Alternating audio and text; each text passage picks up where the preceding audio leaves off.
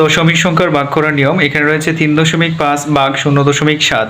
তো এক্ষেত্রে আমাদের বাহ্য এবং ভাজক দুইটিতেই যদি দশমিকের পর ডান দিকে অঙ্ক সংখ্যা সমান হয় তাহলে আমরা যে কাজটি করতে পারবো, সরাসরি বাহ্য এবং ভাজকের দশমিক ছাড়া যে সংখ্যাগুলো হবে ওই সংখ্যাগুলোকে একটিকে আরেকটি দিয়ে ভাগ করলেই হয়ে যাবে। অর্থাৎ এখানে দশমিকের পর রয়েছে 5 একটি অঙ্ক এবং এখানে রয়েছে দশমিকের পর 7 একটি অঙ্ক। তার মানে এখানে দশমিক উঠালে হয় 35 এবং এখানে হবে 7। তো এবার যদি আমরা 35কে 7 দিয়ে ভাগ করে দিই তাহলে এই ভাগফলটি বের হবে। তাই 7 দিয়ে 35কে ভাগ করলে 7 35-এর মধ্যে যাবে 5 বার, 5 সাথে হয় 35। তো ভাগফল কত হলো?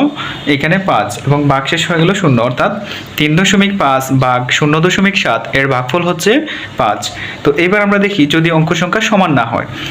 তো এখানে রয়েছে 0.48 ভাগ 0.6। এখানে অঙ্ক সংখ্যা দশমিকের পর অঙ্ক সংখ্যা হচ্ছে 2টি এবং এইখানে হচ্ছে 1টি, অর্থাৎ ভাজকে 1টি। তাই আমরা ভাজকে আরেকটি শূন্য দিয়ে, ডান দিকে একটি শূন্য দিয়ে অঙ্ক সংখ্যা সমান করে দিব। তো এইবার এখানে যদি আমরা দশমিক ছাড়া চিন্তা করি তাহলে হয় 48 এবং এইখানে হয় 60।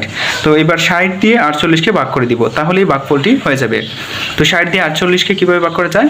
60 48-এর মধ্যে যাবে, একবার দিলে বেশি হয়ে যাবে, যাবে হচ্ছে 0 বার, 60 0 0, ভাগফল এখানে বিয়োগফল হলো 48। তো এবার আমরা ভাগফলে বসাবো একটি দশমিক এবং এখানে বসাবো 0। 480, 480-এর মধ্যে 60 যাবে 8 বার, অর্থাৎ 8 0 0, 8 6 48, ভাগ শেষ হয়ে গেল 0 এবং ভাগফল হলো 0.8। এটি হবে 0.8 ভাগফল, অর্থাৎ 0.48 ভাগ 0.6 এর ভাগফল হচ্ছে 0.8। এটি হচ্ছে দশমিক সংখ্যা দিয়ে দশমিক সংখ্যাকে ভাগ করার নিয়ম।